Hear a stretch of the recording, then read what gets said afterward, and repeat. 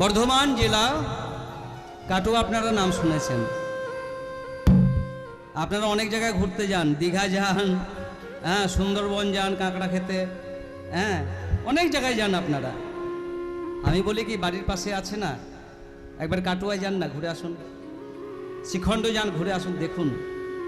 গেলে অনেক ভক্তির উদয় হবে, কারণ অনেক বৈষ্ণবগণ যাদের চরণধূলি আজও বিদ্যমান, গেলেই দেখতে পাবেন। এবং একবার অবগাহন করে আসুন। এই যে পদটা গাইলাম, আমি সব সামঞ্জস্য রেখে গান করছি, আপনারা যান, গেলেই দেখতে পাবেন কি মহিমা তার। আমরা গিয়েছিলাম একবার, ভাগ্য হয়েছিল, যাক শিখণ্ড ঢুকেছিলাম রঘুনাথ সেই বাড়িতে, একটু সন্ধে হয়ে গিয়েছিল, কারণ আমরা এই সাইডে একটু বেশি কাটিয়ে দিয়েছিলাম। সেইখানে শিখণ্ড গ্রাম, নরহরি সরকার আর মুকুন্দ সরকার, এই দুই ভাই শুনেছে নদিয়ার বুকে নবদ্বীপ মাঝে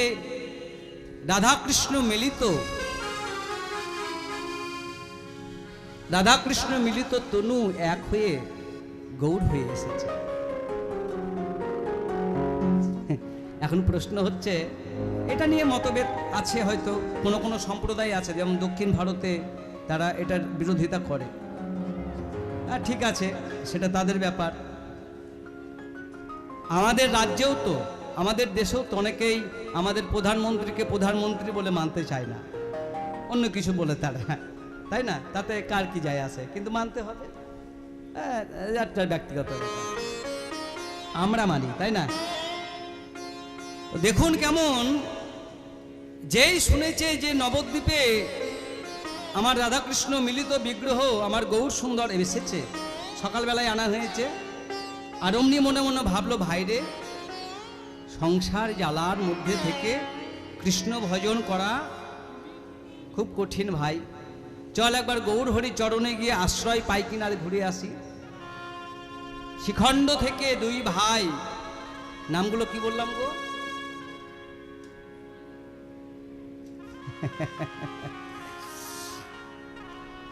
যা বলবি বল, কান করেছি ঢোল নাকি? আমি কিন্তু সেই কীর্তনিয়া নই, আমি পড়া দেব, আবার পড়াটা ঠিক করে বুঝে নেব। এটা আমার স্কুল লাইফেও তাই। মানে আমি একজন শিক্ষক, বলেছি প্রথমে যে এটা আমার পেশা নয়, এটা আমার ভালোবাসার জিনিস। আমি কিন্তু পড়া দিচ্ছি, আপনাদের শেখাচ্ছি, কিছু বলছি, শোনাচ্ছি, আপনারা শুনছেন কিনা তা আমি বারবার রিপিট করব। যদি না শোনেন তাহলে সময়টা নষ্ট করছেন আপনি। হ্যাঁ, নরহরি সরকার আর মুকুন্দ সরকার, নামটা আবার বললাম। চল ভাই দেখে আসি, চল নবদ্বীপে যাই দেখে আসি। দু ভাই ছুটতে ছুটতে আসছেন, আর এমন সময় মহাপ্রভু তার ভক্তবৃন্দ নিয়ে সুরধুনির তীরে, সুরধুনি মানে কি মা? হ্যাঁ বলো, হচ্ছিল তো, বলো না, লজ্জা পাচ্ছ যদি ভুল হয়ে যায়। গঙ্গা, হ্যাঁ, সেই গঙ্গার তীরে দাঁড়িয়ে ভক্তগণকে সঙ্গে নিয়ে কি করছেন মহাপ্রভু আমার? হরিনাম সংকীর্তন করছেন। হ্যাঁ, কি বা সুরধ্বনির তীরে নীর মহাবিলসয় সমবয়, আহা করবে নাকি একটু? ভক্তগণ সঙ্গে নাচে গোরা সমবয়, ভক্তগণ সঙ্গে নাচে গোরা সমবয়, ভক্তগণ সঙ্গে নাচে গোরা সমবয়, ভক্তগণ করো তালে তালে হরি তো ধ্বনি হরি বলে, করো তালে ধরে হরি তো ধ্বনি বলে, করো তাল তাল বলে, হরি বল হরি বল, হরি তো ধ্বনি ধ্বনি করে নাচো তো নট বড় ভঙ্গে, আর নাচো তো নট বড় ভঙ্গে। এই যে তাই না, নট বড় ভঙ্গিতে নৃত্য করছে, তাই করো তালে তালে হরি তো ধ্বনি হরি বলে। তালে আচ্ছা, তালি দিয়ে। হরিত ধ্বনি ধ্বনি বলে করো তালে তালে হরি তো ধ্বনি হরি বলে। করো তালে তালে হরিত ধ্বনি ধ্বনি বলে। তো বড় রং কি বানাচে নাচ তো নট বড় রঙে নাচে নাচে তো ধ্বনি পারে।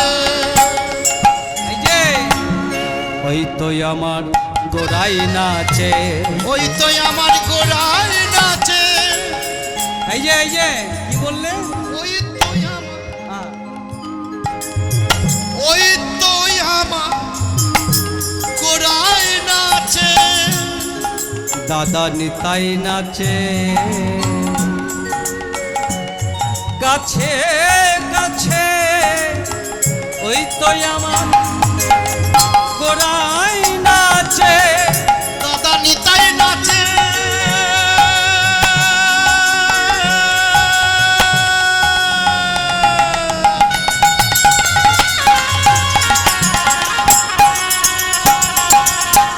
কাছে কাছে ওই তো আমার গোড়ায় নাচে। ও দাদা, তুমি কি বললে? ওই তো আমার গোড়াই নাচে, ওই তো আমার গোড়াই নাচে।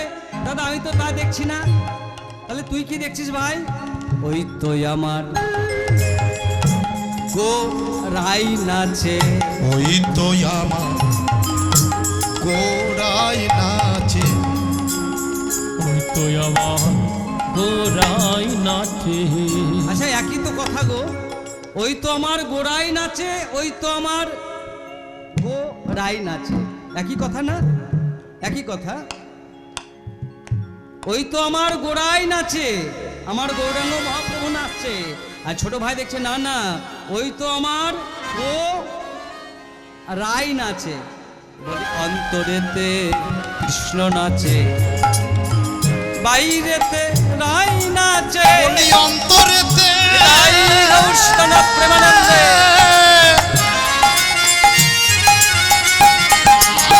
কৃষ্ণ নাচে। ওই তো আমার গোড়ায় নাচে। অবন্তরেতে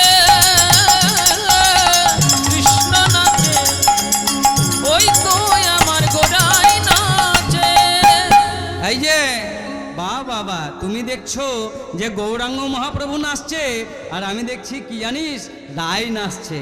আমার শ্যামের বাসে যে দাঁড়াই, সেই রায় যেন আমার নাচছে। কারণ অন্তকৃষ্ণ বহির গৌরা তো, তাই না? অন্তকৃষ্ণ বহির গৌরাং দর্শিতাঙ্গা বৈভব ইয়াজ্ঞাই সংকীর্তনায় দেশু শ্রী চৈতন্য মহাশ্বেতা। কেন না, অন্তরে রয়েছে কৃষ্ণ, আর বাইরে গৌর হয়ে নাচছে আমার রাধারানী, তাই না? তাই বলছে অন্তরেতে শ্যাম নাচে আর বাইরেতে রায় নাচে। এমন সময় নাচতে নাচতে এই যে শোনো শোনো শোনো না রে ভাই, তোমায় ডাকছি, শোনো না। না, আপনাদের বলিনি, মহাপ্রভু ডাকছে। এই যে শোনো, এদিকে এসো। মানে দুই ভাই এসে দাঁড়িয়ে দূর থেকে দেখছে, তো যে দেখছে অমন ডেকে বলেছে যে শোনো। আর নরহরি সরকারকে ডেকেছে, নরহরি সরকারকে কাছে ডেকে বলছে, এই যে তোমার নাম কি গো? আমার নাম প্রভু, আমার নাম হচ্ছে নরহরি সরকার। ও নরহরি সরকার, কোথা থেকে এসেছো? প্রভু, আমরা শিখণ্ড থেকে এসেছি। আচ্ছা আচ্ছা, এই শোনো নরহরি, তোমায় না আমার খুব ভালো লেগেছে, তুমি আমার সঙ্গে থাকবে? প্রভু বলছো কি? আমি তো থাকার জন্যই এসেছি। আমার মনের কথা বুঝতে পারলে প্রভু? আমি তো থাকার জন্য এসেছি। আমরা দুই ভাই, আমার ভাইকেও ডেকে নিয়ে আসি, সেও তোমার কাছে থাকবে। বলে তুমি থাকবে কি? বলে হ্যাঁ, আমি থাকবো। আর তোমার ভাইকে ওই যে দূরে দাঁড়িয়ে আছে, আমি ডেকে নিয়ে আসি। বলে না না, ভাইকে গিয়ে বলো যে তার 100 জন্ম আমার কৃপা পাবে না।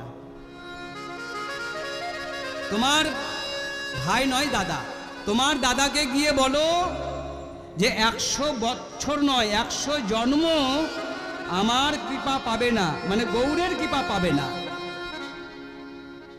এই কথা যেই শুনেছে দূর থেকে, আর অমনি দূর থেকেই মুকুন্দ সরকার আনন্দে নৃত্য করতে শুরু করেছে, আনন্দে নৃত্য করতে শুরু করেছে।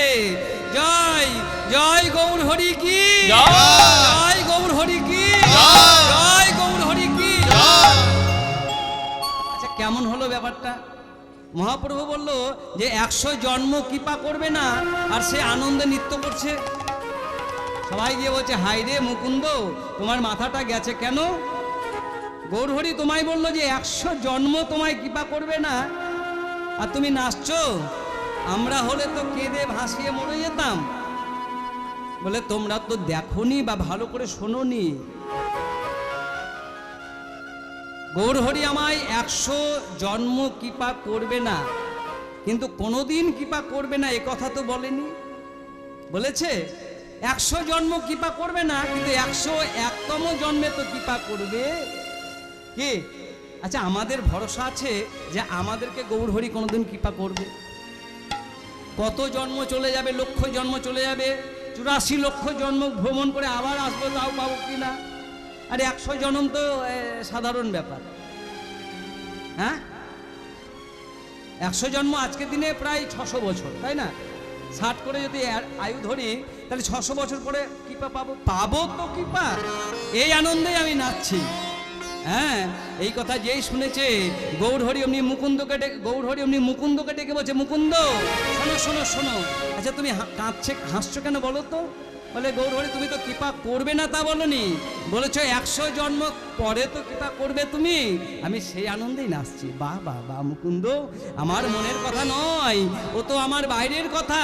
তুমি তো কৃপা নিয়েই জন্মেছো হে মুকুন্দ, তুমি তো কৃপা নিয়েই জন্মেছো।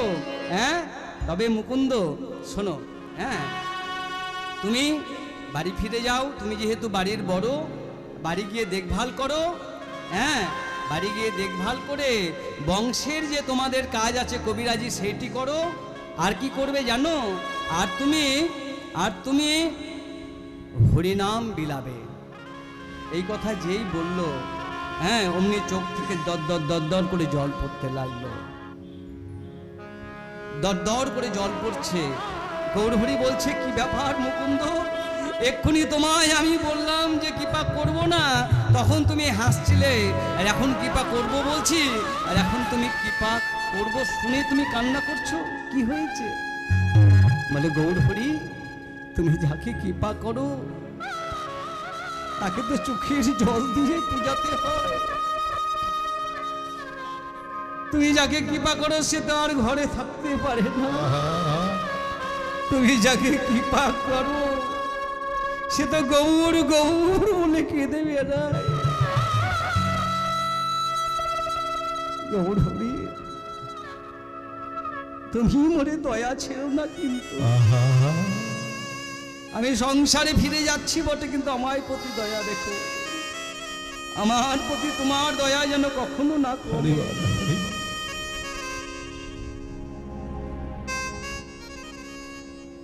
গৌরাঙ্গ, তুমি মরে দয়া না ছাড়িও। গৌরাঙ্গ,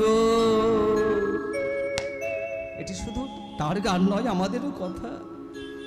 তুমি মোরে দয়া না ছাড়ি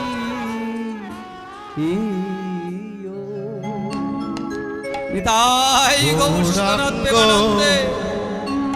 তুমি মোরে দয়া না ছাড়ি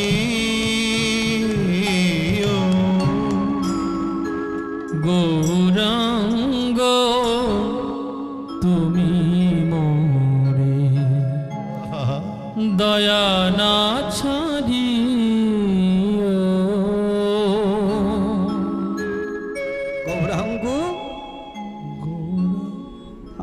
প্রতি তুমি দয়া ছিল না? তুমি আপন করিয়া রাঙা চরণে রাখি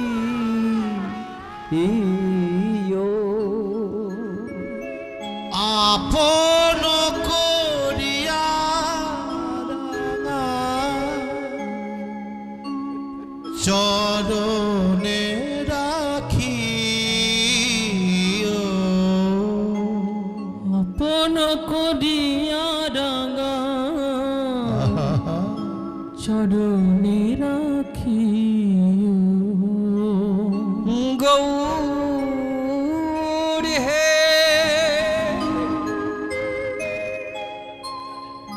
গৌর হে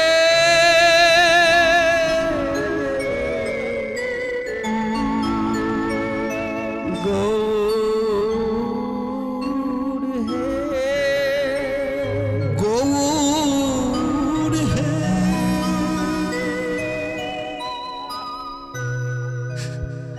ও হে গৌর হে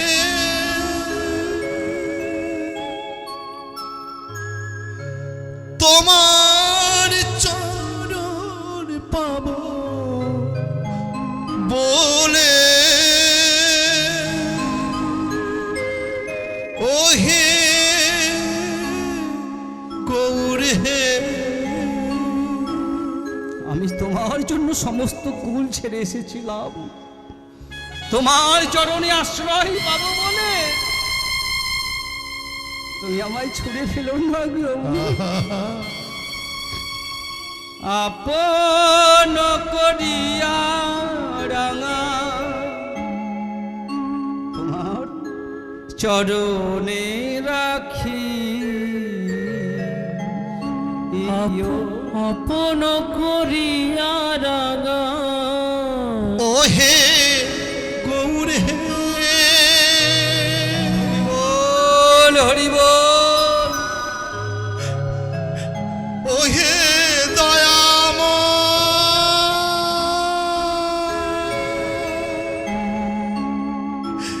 ও হে কৃপাম আমি আর কি করেছি জানো তোমার জন্য?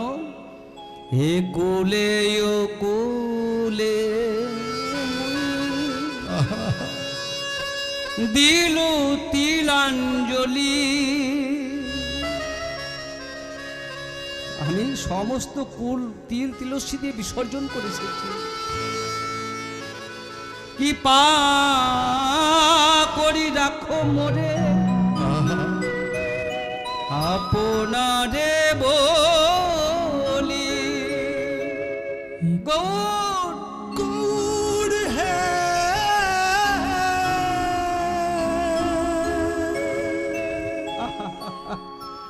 ও হে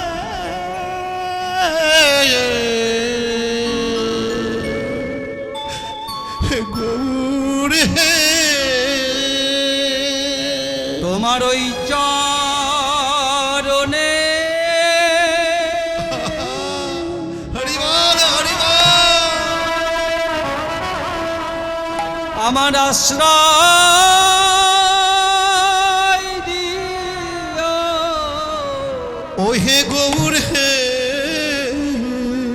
নিতাই গৌরীতনাথ প্রেমানন্দে তোমারই ওই চরণে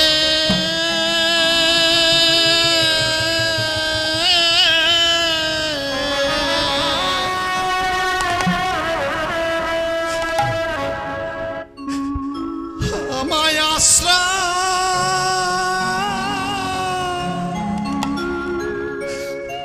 আশ্রয় দিয়া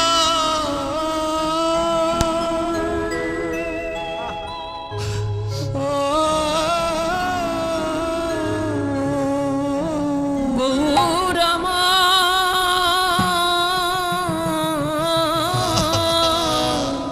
হরি বল হরি বল তোমার ওই চরণে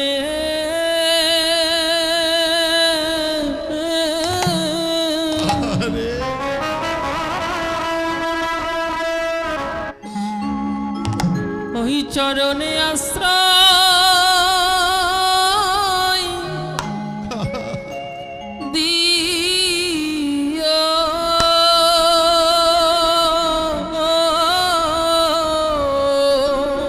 শুধু এ জন্মে না,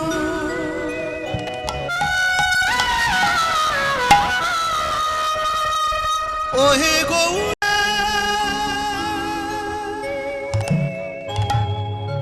তোমার চরণে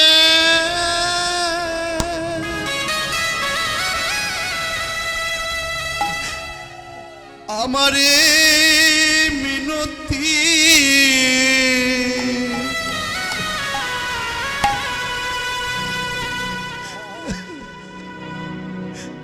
যে কুলেই তুমি জন্ম দাও,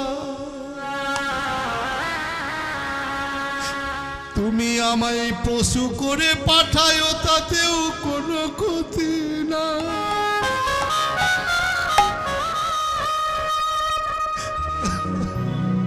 তুমি নর্দমার কীট করে পাঠায়ো, তাতেও কোনো দুঃখ না।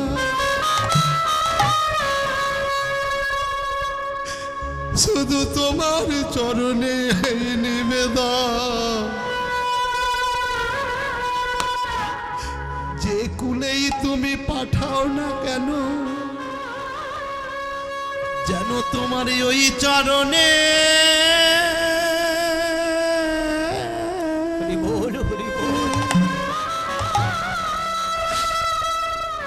আমায় একটু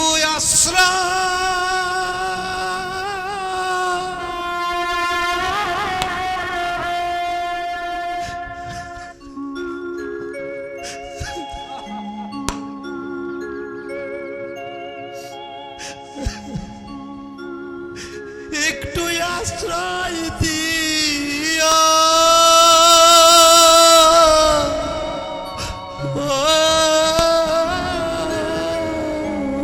শুধু এটি আমার কথা নয়, আমাদের কথা নয়, আমাদের সকলের কথা। আমাদের কীর্তন কেন শুনবো? যে কীর্তন শুনলে হৃদয় বিগলিত হয়, যে কীর্তন শুনলে, কীর্তন করলে গৌর হরি চরণে থাকতে ইচ্ছে করে। গৌর হরি, আমি সেই জন্য এসেছি। আমাদের সকলের আবেদন, আমাদের সকলের আবেদন। আমি যে বড় আশা আশা করে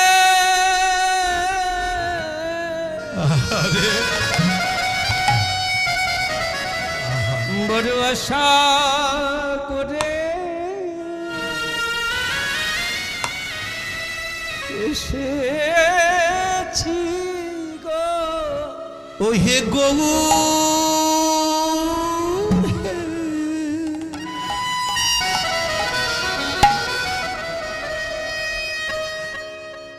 তুমি যে বড় দয়াময়,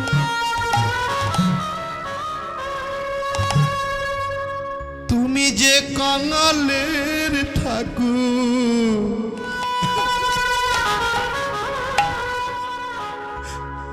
তুমি যে অনাথের না,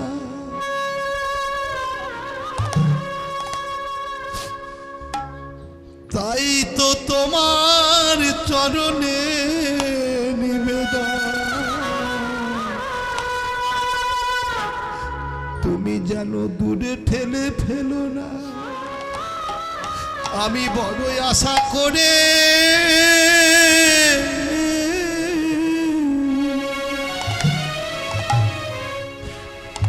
বড়ই আশা করে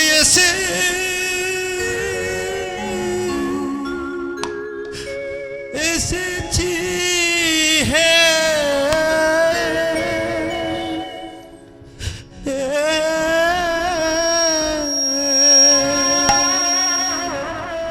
গৌর হরি বললেন, চিন্তা করো না, গোবিন্দের যদি সময় হয় মুকুন্দ, আবার তোমার সঙ্গে দেখা হবে। আমার আশীর্বাদ তোমার সঙ্গে রইল। হ্যাঁ, ঘরে ফিরে গেল। ঘরে ফিরে গিয়ে, হ্যাঁ, জীবের দাঁড়ে দাঁড়ে গিয়ে তুমি হরিনাম বিলাবে। আর তোমার বংশের কবিরাজি চিকিৎসা তুমি করবে। সেই বংশের চিকিৎসার গৌরহরির যদি কৃপা হয়, তার চিকিৎসায় তিনি চিকিৎসা করছেন একদিকে জীবের সেবা। দেখুন, গৌরহরি বলতে পারতেন যে তুমি শুধু গোপীনাথের সেবা করবে, তোমাদের বংশের যে গোপীনাথ রয়েছে তার সেবা করবে, শুধু তাই বললেই হতো। তিনি বললেন কি, গোপীনাথের সেবা করবে, জগতের সেবা করবে চিকিৎসা দিয়ে, সংসার করবে। কারণ সংসারে থেকে কৃষ্ণ ভজন করে আমাকে প্রাপ্ত হওয়া যায় সহজে। কেন? কারণ সংসারের মধ্যে থেকে কৃষ্ণ ভজন করা খুব কঠিন কাজ।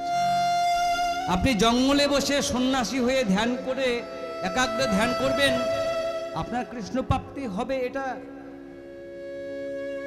মানে আপনার এটা আপনি মেনে নিয়েছেন, আপনি ওই কাজটাই করবেন। কিন্তু আপনি সংসার চালাচ্ছেন, প্রতিবেশী দেখছেন, আবার তার মধ্যে কৃষ্ণ ভজন করছেন। এই জন্য জগন্নাথ দাস বাবাজি তিনি বৃন্দাবনে চলে গেছিলেন, কিন্তু বৃন্দাবন থেকে আবার নবদ্বীপে চলে এসেছিলেন। কেন?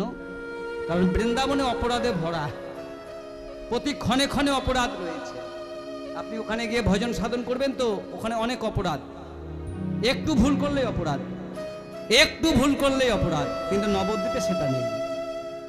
গৌড়ের এত কৃপা যে আপনার ছোটখাটো ভুল সব মাফ হয়ে যায়। এই হচ্ছে আমার গৌড় ঠাকুর। তাই নবদ্বীপে ভজন সাধন করে অনেক উন্নত। বৃন্দাবনকে ছোট করছি তা না, মানে আমাদের গৃহস্থ জীবেদের পক্ষে খুব আদর্শ জায়গা। হ্যাঁ, এখানে জীব সারাদিন কাজ করে দিনান্তে যদি একবার কৃষ্ণ নাম করতে পারে, তাতে জীবের বিশাল প্রাপ্তি হয়।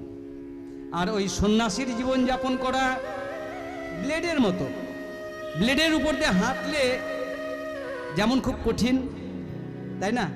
ব্লেড একটু এদিক ওদিক হয়ে গেলে কেটে যাবে, তাই না? এত তীক্ষ্ণ। ওই সন্ন্যাসীর জীবন ওই রকম তীক্ষ্ণ। অনেক সন্ন্যাসী দেখেছেন আবার ফিরে এসেছে, সফল না ব্যর্থ। কিন্তু গৃহস্থরা সফল হয় যদি কৃষ্ণ ভজন করে। তো সহজ?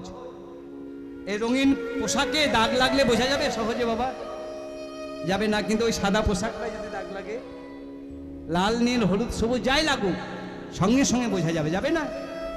সাধু সাবধান। তাই মুকুন্দ তুমি চিন্তা করো না, সংসারে যাও, সংসার করো। সংসার করছেন আর গোপীনাথের সেবা করছেন। গোপীনাথ মম নিবেদন শোনো, গোপীনাথ মম নিবেদন গোপীনাথ মম নিবেদন শোনো।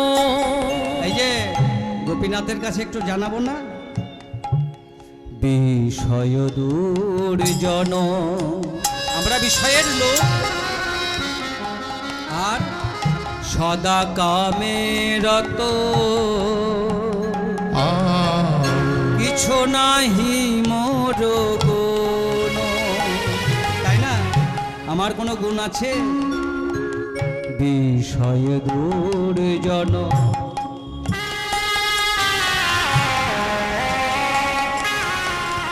সদা কামে রত, কিছু নাহি মোর গুণ। গোপীনাথ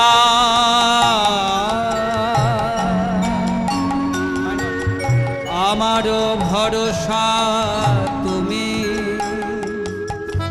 তোমার চরণে লইনু শরণ, তোমার কিঙ্কর আমি। গোপীনাথ মম নিবেদন শোনো, গোপীনাথ মম নিবেদন শোনো। এই যে এইভাবে গোপীনাথের সামনে গান করছে। হ্যাঁ, আর এমন সময় কি হয়েছে, বাংলার নবাব হোসেন শাহ, বাংলার যিনি নবাব হোসেন শাহ, জাতিতে কি হ্যাঁ ব্রাহ্মণ নাই, মুসলমান। দেখো কেমন, ও মুসলমান না আমরা মুসলমান, একটু দেখে নাও এবার। সেই নবাব হোসেন শাহ কি করেছে, তার গৌড়ের রাজধানী, দেখে আসবেন রামগিলিতে গিয়ে কোনোদিন, সেইখানে নবাব হোসেন শাহের পেটে হয়েছে তীব্র ব্যথা, তীব্র ব্যথা। নবাব কি বিনা চিকিৎসায় মারা যাবে? অনেক কবিরাজ এলো, অনেক বৈদ্য এলো, কিন্তু পেটের ব্যথা তো ভালো হয় না। তাই কি করছে, মন্ত্রীদের ডেকে বলল, মন্ত্রী তোমাদের নবাব কি বিনা চিকিৎসায় মারা যাবে? যাও কোথাও কিছু ব্যবস্থা করো। বললে হুজুর ব্যবস্থা তো হয়েছে, একজনের ঠিকানা পাওয়া গিয়েছে, তার নাম হচ্ছে মুকুন্দ কবিরাজ, সে খুব ভালো চিকিৎসা করে, তাহলে তাকে ডেকে নিয়ে এসো। সমস্যা তো ওখানেই হুজুর, যে সে লোকের বাড়ি যায় না, তার কাছে যেতে হবে। আর সে কোনো ধনীর চিকিৎসা করে না, সব গরিবের চিকিৎসা করে। আগে গরিবের চিকিৎসা হবে, তারপরে ধনীদের চিকিৎসা হবে। ও আচ্ছা, নবাব হোসেন শাহ কি করলেন, নবাব হোসেন শাহ ফকিরের বেশ ধরে নিয়ে হ্যাঁ এবার শিখণ্ডে আসছেন, শিখণ্ডে আসছেন। আর আস্তে আস্তে গ্রামের লোককে জিজ্ঞেস করছেন, আচ্ছা বলতে পারো যে তোমাদের এই মুকুন্দ কবিরাজের বাড়ি কোনটা? ও মুকুন্দ কবিরাজের বাড়ি, কোনো চিন্তা করবেন না, চলে যান, যেতে যেতে দেখবেন যে বাড়ি থেকে হরিনাম আসছে, সেই বাড়িটাই জানবেন যে মুকুন্দ সরকারের বাড়ি। ওমা কি নামে পরিচিত হলো? যে বাড়ি থেকে হরিনামের শব্দ পাবেন, সেই বাড়ি থেকেই জানবেন যে ওটাই মুকুন্দের বাড়ি। হ্যাঁ ওটাই মুকুন্দের বাড়ি। ভক্তগণকে নিয়ে মুকুন্দ সরকার হরিনাম করছে, আমরা করি একটু। হরে কৃষ্ণ কৃষ্ণ কৃষ্ণ কৃষ্ণ হরে হরে, হরে রাম রাম রাম হরে হরে, হরে কৃষ্ণ কৃষ্ণ কৃষ্ণ হরে হরে, হরে রাম রাম রাম হরে হরে। আচ্ছা আমরা তো বলবো, পয়সা নেব, বলতে এসেছি বলছি, আপনারা বলবেন না? ইচ্ছে নাই? সবাই মিলে তালে তালে একটু হোক, দামোদর মাস হোক একটু। হরে কৃষ্ণ কৃষ্ণ কৃষ্ণ হরে হরে, হরে রাম রাম রাম হরে হরে। হরে কৃষ্ণ, তোমরা বলো বলো, হরে কৃষ্ণ হরে, শুনতে পাচ্ছি না।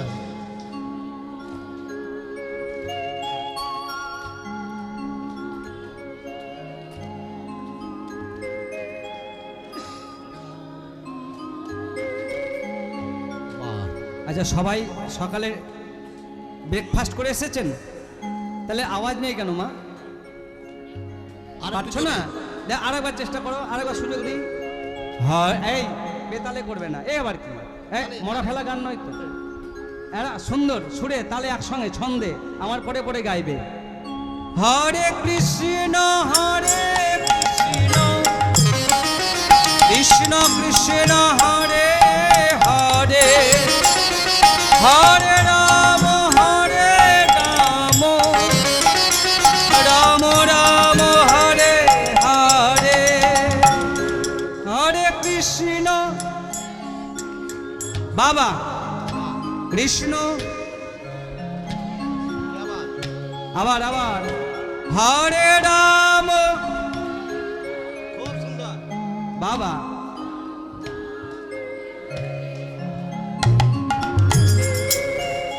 সবে মিলে করি কাজ, হারি জিতি নাহিলাজ। একা একা রাস্তা দিয়ে করতে বললে করবেন না, করবেন? লোকে বলবে পাগল, আমরা আছি আমাদের মতো, আমাদের লোকগুলো আছে, আমরা আমাদের মতো করব, আর ডোন্ট কেয়ার কে কি বললো নাকি। হরে কৃষ্ণ কৃষ্ণ কৃষ্ণ হরে হরে, হরে রাম রাম রাম হরে হরে। বলো বলো বলো বলো। হরে কৃষ্ণ কৃষ্ণ কৃষ্ণ হরে হরে, হরে রাম রাম রাম হরে হরে।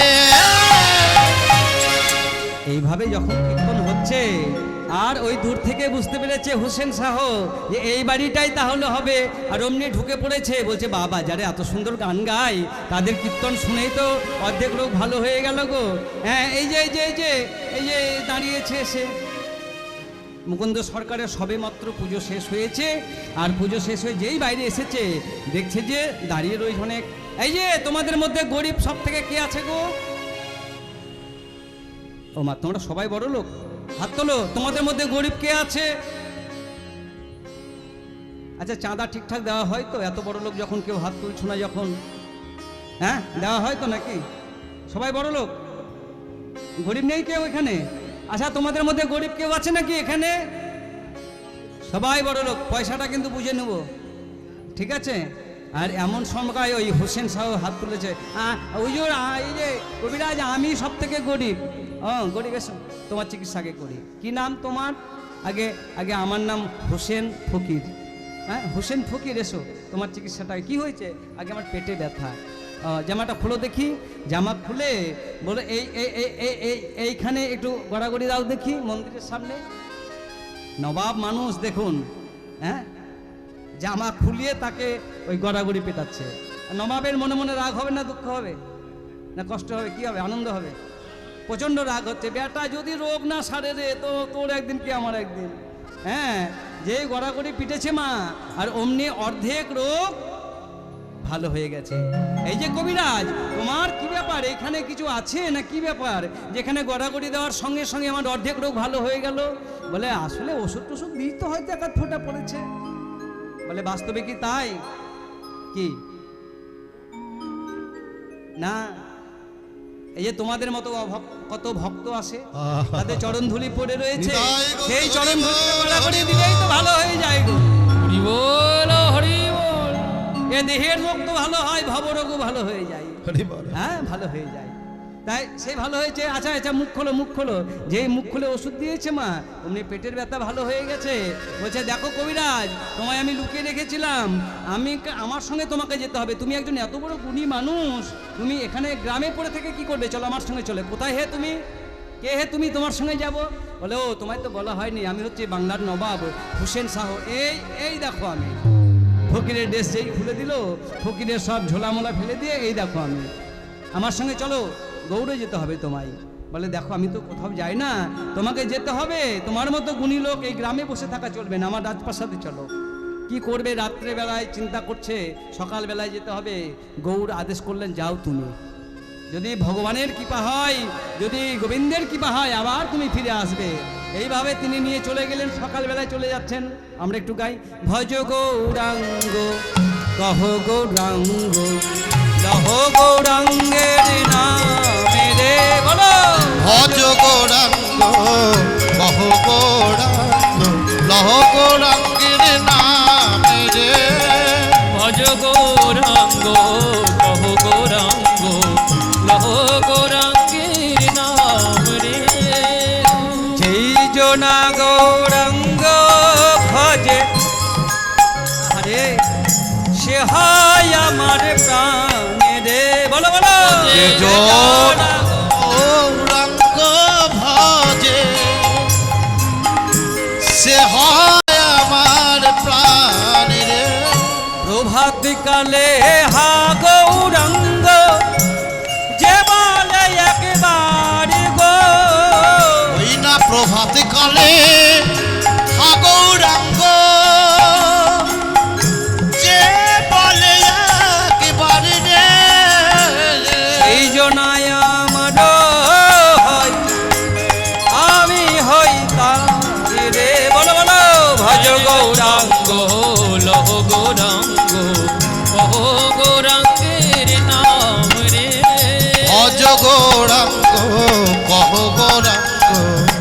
লহ গৌরাঙ্গের নামে রে। জয় গৌর, জয় গৌর, জয় গৌর করতে করতে নবাবের কাছে গেলেন। নবাবের কাছে কিছুদিন থাকার পরে সেখানে তিনি বিগ্রহ সেবা করছেন। এমন সময় নবাব কাছে আসতেই নবাবের ডাক, কবিরাজ কি করছো? কিন্তু নবাবের ডাক কবিরাজের কানে গেল না। কেন জানেন না? এত কৃষ্ণ সেবা মন দিয়ে করছে যে কানে আওয়াজ যখন গেল না, নবাব প্রচণ্ড রেগে গেলেন।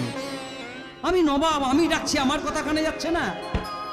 হ্যাঁ, এমন সময় হরিনাম করতে করতে, কৃষ্ণ নাম করতে করতে, হ্যাঁ, নবাবকে যে দুটো পাখা দিয়ে হাওয়া দিচ্ছিল ময়ূর পুচ্ছ, সেই পুচ্ছর দিকে তাকিয়ে কৃষ্ণ কথা মনে করে তিনি অজ্ঞান হয়ে পড়লেন।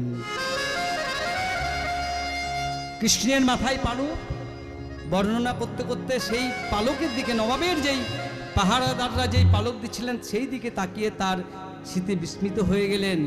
হা কৃষ্ণ, হা কৃষ্ণ, হা কৃষ্ণ বলে কাঁদতে লাগলেন, মূর্ছিত হয়ে পড়লেন। এমন সময় তাকে জল টল দিয়ে আবার ঠিক করা হলো। হ্যাঁ, নবাব জিজ্ঞেস করলেন, কি ব্যাপার কবিরাজ, তুমি এরকম করছিলে কেন? বলছে, দেখুন আমার একটা পুরনো রোগ ছিল, তো আমার মির্গি রোগ ছিল, এটা আপনাকে বলা হয়নি, তাই আমার মির্গি রোগ হয়ে গেছিল। বলে, মির্গি রোগই যদি হবে তাহলে তুমি অচৈতন্য রূপেও তুমি কৃষ্ণ কৃষ্ণ কেন করছিলে? দেখো তুমি আমার প্রাণ বাঁচিয়েছ একদিন, তাই তোমায় আমি ছেড়ে দিলাম, আমার সামনে আর কোনোদিন মিথ্যে কথা বলবে না। তুমি কৃষ্ণ চিন্তা করছিলে। বললো, আপনাকে আমি আর কি করে বলি? আমি ভেবেছিলাম আপনি মুসলিম সম্প্রদায়ের লোক, আপনি বুঝতে পারবেন না কৃষ্ণ বিরহ কি, কৃষ্ণ ভজন কি। কিন্তু আপনার মতো বৈষ্ণব তো আমার জানা ছিল না যে আমার কথা আপনি চিন্তা করতে পারছেন, আমি কৃষ্ণ স্মৃতি হারা হয়েছি। কে বড় মুসলিম কে হলো? আমরা এখানে বসেও কৃষ্ণ স্মৃতি চিন্তা করতে পারছি না, আর নবাব দেখো কি করে কৃষ্ণ স্মৃতি চিন্তা করছে।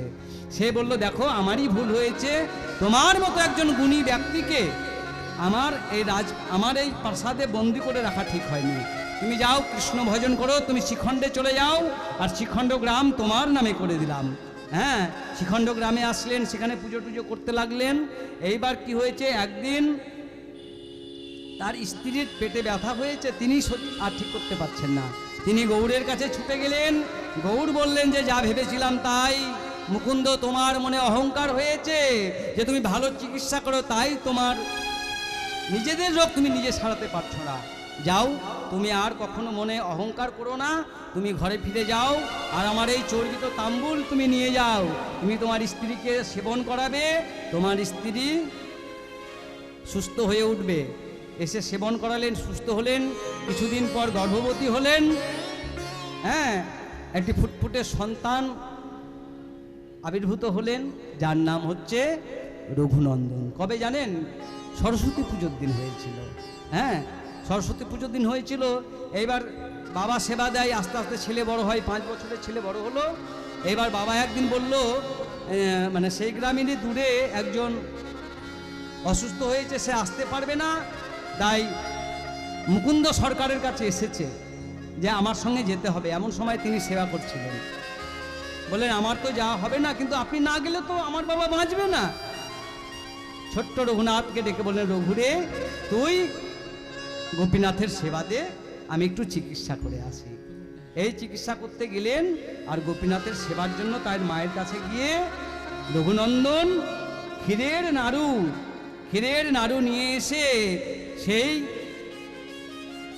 গোপীনাথের সামনে রেখে বললেন, গোপীনাথ আমি তো মন্ত্রতন্ত্র জানি না, তুমি একবার কৃপা করে গ্রহণ করো। গ্রহণ করে বাবা, ওইভাবে বললেই, ও আচ্ছা আচ্ছা, গ্রহণ করবে কেন? দরজা লাগানো হয়নি তো বাবা, দরজা লাগাই, মন্দিরের দরজা লাগিয়ে দিল। এইবার গ্রহণ করো। ও হো, গ্রহণ করবে কি করে? হাতে আছে বাঁশি, বাঁশি থাকলে কি সেবা করা যায়? বাঁশিটা নামিয়েছে। ও মাথায় চূড়াটাও নামিয়েছে। গোপীনাথ এবার তুমি সেবা করো। এবার গোপীনাথ কিছুতেই সেবা করে না। ও সেবা তাহলে করবে না? সেবা যদি না করো তাহলে বাবা মারবে যে আমি তোমার সেবা দিতে পারলাম না। বাবার হাতে মার খাওয়াও যা, এখানে আমার মৃত্যুবরণ করাও তাই। রঘুনন্দন কি করলেন? ওই পাথরের উপরে মাথা দিয়ে ঠুকতে লাগলেন, রক্তে রক্তময় হয়ে গেল। গোপীনাথ দেখছেন যদি আমি আমার ভক্তকে রক্ষা করতে না আসি, তাহলে তো আমার বদনাম হয়ে যাবে। আমি তো বাঞ্ছা কল্পতরু হতে পারবো না, আমি তো ভক্ত বৎসল হতে পারবো না, লোকে আমার নামে কলঙ্ক করবে। আর ওই ছোট্ট রঘুনাথের ভালোবাসায়, রঘুনাথের প্রেমে ওই ছোট্ট শিলার বিগ্রহ থেকে হাত বেরিয়ে এসে বলছে, রঘুনন্দন নাড়ু দে বাবা, নাড়ু দে। আর এমন সময় রঘুনন্দন কি করেছে, সেই নাড়ুগুলো একটা একটা করে তাকে দিচ্ছে। আর আস্তে আস্তে তিনি সেবা করছেন, করতে করতে সমস্ত সেবা করে নিয়েছে, একটা আছে। যেই ওইটাও পেতে যাবে, এমন সময় রঘুনন্দন হাত চেপে ধরলেন, গোপীনাথ তুমি যদি সব সেবা করে নেবে, তাহলে আর সবাই কি করবে সেবা? আর বাবা তো তোমার উচ্ছিষ্ট ছাড়া সেবা নেবে না, তাহলে তো বাবা আমাকে বকবে। তুমি এত এইভাবে নিয়ে নিচ্ছ, হ্যাঁ?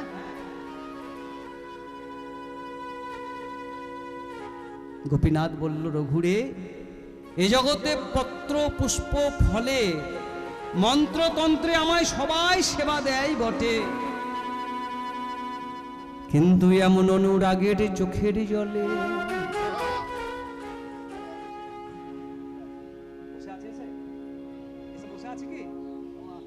আচ্ছা আসুন, ও ঢুকলেই হয়ে যাবে। হ্যাঁ, রঘুরে, আমায় সবাই মন্ত্রতন্ত্র জলে শত সেবা দেয় বটে, দেই বটে, কিন্তু এমন ভক্তি ভরে অনুরাগে সেবা কেউ দেয় না। রঘুরে তাই গৌর সীতানাথ প্রেমানন্দে এমন চোখের জলে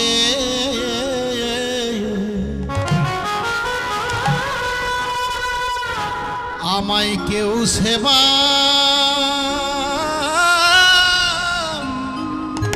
দেয় না। যে যথা মাং প্রপদ্যন্ত স্তৈব ভজম্যহম মম বর্তানো বর্তান্তে পার্থ সর্বস্বা। আমাকে যে যেভাবে ডাকে, আমি তার সামনে সেইভাবে এসে উপবিত হই। ভক্তরা যদি ভালো ভালো নৈবেদ্য দিয়ে ডাকে, তবু আমি যাই না, কিন্তু কেউ যদি অনুরাগে চোখের জল দিয়ে আমায় ডাকার মতো ডাকতে পারে,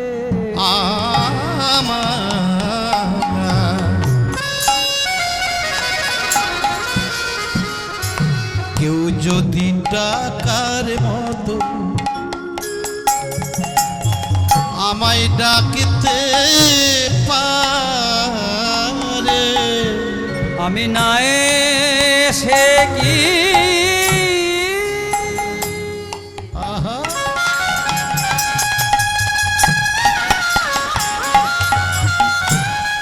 থাকতে পারি। কেউ যদি ডাকার জলে বুক ভাসে, ডাকার মতো ডাকতে পারে, নয়ন জলে বুক ভাসে, ডাকার মতো ডাকতে পারে, নয়ন জলে বুক ভাসায়, ডাকার মতো ডাকতে পারে, নয়ন জলে বুক কেউ ভাসায়, যদি ডাকার মতো আমি কি না এসে কি থাকতে পারি। একদম সার মর্মটা বলি, আপনি যত দামি দামি যা খুশি দিতে পারেন, আপনি কাকে কি দেবেন হে মশাই, সবই তো তার, আপনি তো একটা উপলক্ষ মাত্র। এই কীর্তন হচ্ছে, আমি করাচ্ছি, ও করাচ্ছে, আমরা করাচ্ছি না, উপলক্ষ। তিনি যা চাইবেন তাই হবে। বোধহয় বন্ধ, অনেকদিন বন্ধ ছিল, আবার চালু হয়েছে নাকি? হ্যাঁ ছিল। তাহলে আপনি কে? ভক্তি ভরে যদি এক ফোঁটা চোখের জল দিতে পারেন, ভক্তি ভরে যদি ডাকতে পারেন, আর কিছু দরকার নেই। আপনার ওই রাজভোগের কোনো প্রয়োজন নেই, তাই না? আপনারা জানেন তো এসব ঘটনাগুলো। জানেন না যে দুর্যোধনের সব ত্যাগ করে এলো, বিদুরের ঘরে খেলো, তাই না? এই যে ব্যাপার ভক্তি, ভক্তির কাছে ভগবান, ভক্তি যার কৃষ্ণ তার। সর্বশাস্ত্রে কয় ভক্তি না থাকিলে কৃষ্ণ দেখিলে কি হয়। ভক্তি যদি থাকে তাহলে ওহ সব মূর্তমান দাঁড়িয়ে রয়েছে, আর যদি ভক্তি না থাকে কাঠের পুতুল গো, লোহার পুতুল কি, তাই তো নাকি? ভক্তির কাছেই সব, ভক্তি থাকবে ভগবান থাকবে। আজকে বাধা দিল, দেখুন ভক্তর হাতে বাধা দিল। হ্যাঁ, কিন্তু তার পিতার নাম কি? মুকুন্দ সরকার, তাকে কিন্তু ভগবান দেখা দিচ্ছে না। হ্যাঁ, পরে সেদিন যখন ওই নাড়ু নিয়ে গেল, সেই একটি নাড়ু কি করলো, যখন সেবা করতে দিল না, ওই গোপীনাথ বলল রঘুনন্দন রে আই, এই একটি নাড়ু আমি তোকে সেবা করিয়ে দিই। খাবে না, জোর করে ধরে মুখে ঠুসে দিয়েছে, বুঝলেন তো? এবার বেরিয়েছে, ওর মা বলছে এই রঘু, গোপালের সেবা তো দিলি, তোর ইয়ে কই, প্রসাদ কই? হ্যালো বা সব খেয়ে নিয়েছে। হ্যাঁ, সব খেয়ে নিয়েছে, হাকর দেখি। যে হা করেছে বাবা বুঝতেই পারছো না, যে মুখের মধ্যে ঠুসে দিয়েছে। এই তো তোর কোনায় লেগে আছে। ওরে ছেলে আমার চোর হয়ে গেল গো। হ্যাঁ, ছেলে আমার চোর হয়ে গেল, ভক্তের ছেলে চোর। সে কিনা মিথ্যে কথা বললো, গোপীনাথের নাম করে সব নাড়ু নিজে খেয়েছে, তার নাম দিচ্ছে। কি করবে? ঠিক আছে, তার বাবা যখন এলো, প্রসাদ পেলো না, তখন কি করবে? বললো ঠিক আছে রঘু, কালকেও বাবা লাগাস, আমার আবার একটু কাজ আছে, বাইরে যাব। যেই বাইরে গেছে, যাওয়ার অভিনয় করে বাইরে গেছে, আবার সেই নাড়ু নিয়ে আবার গোপীনাথ নাও, আবার এনেছে আজকেও। বাবা বাইরে কান পেতে শুনছে, দেখি আজ কি হয়। এমন সময় কথোপকথন হচ্ছে, কিছুতেই আজকে আর আসে না। আজকে যেই আসছে না, ও জানি এইভাবে তুমি আসবে না, দাঁড়াও, আজকে আমি মাথা ঠুকবো না, আজকে আমি গলায় দড়ি দেবো। যেই ওই গোপীনাথের উত্তরীটা কেড়ে নিয়ে ওর কাছটা নিয়ে ওইটা নিয়ে ঝুলেছে, বুঝলে তো? যেই এবার তো শেষ, লাস্ট সিন চলছে, এমন সময় গোপীনাথ এসে কি করেছে, রঘুনন্দনের পাটা চেপে ধরেছে। রঘুরে, এইভাবে আমায় একটু ডাকিস বাবা, আমি যে না এসে থাকতে পারি। এইভাবে কি ডাকি আমায় বলতো? বারবার তোর কাছে ছুটে আসতে হয়, বারবার তোর কাছেই ছুটে আসতে হয়। এইভাবে ডাকলে থাকা যায়? বৈকুণ্ঠ ছেড়ে আসতে হচ্ছে আমায় বারবার। বাবা ধে ধে ধে, সঙ্গে সঙ্গে সেই সেবা দিচ্ছে, যেই সেবা একটা একটা আজকে আমি নিজে নেব। হ্যাঁ, আজকে নিজেই যেই সেবা নিচ্ছে, এমন সময় বাইরে থেকে কান পেতে পিতা শুনছে যে কার সঙ্গে যেন রঘুনাথের কথা হচ্ছে। যেই দরজা খুলেছে, অমনি দেখছে যে তার সন্তানের হাতে কেউ একজন যেন কিছু কথা বলছে, কিছু যেন সেবা করছে। হ্যাঁ, মুকুন্দ সরকার বলে উঠলো, রঘুরে তুই কার সঙ্গে কথা বলছিস, কাকে সেবা দিচ্ছিস? আমি তো কিছু দেখতে পাচ্ছি না। বলছে বাবা ভালো করে দেখো, ওই তো তোমার গোপীনাথ সেবা নিচ্ছে। বলে কই রঘু, আমি তো দেখতে পাচ্ছি না।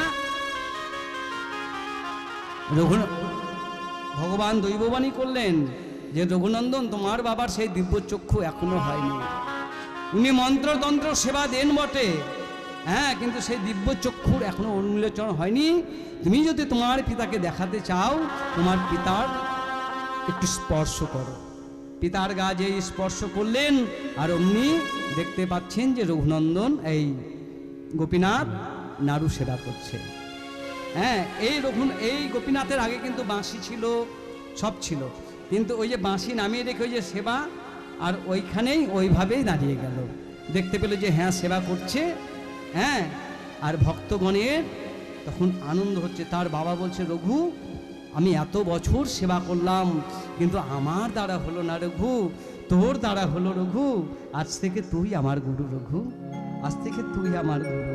হ্যাঁ, তাই সেই থেকে আজও ওই ভগবান ওইভাবেই, তিনি বাঁশি নিতে পারতেন, কিন্তু তিনি বললেন না, আমি এইভাবেই থাকবো, আর জগতের লোককে প্রচার করে দেখাবো। জগতের লোকের কাছে আমি একটা দৃষ্টান্ত হয়ে থাকবো, যে কেউ যদি আমায় ভক্তি ভরে আমায় বিন্দু মাত্র কিছু দেয়, আমি তা গ্রহণ করি। হ্যাঁ, তাই আমরা লীলা এখানে রাখবো।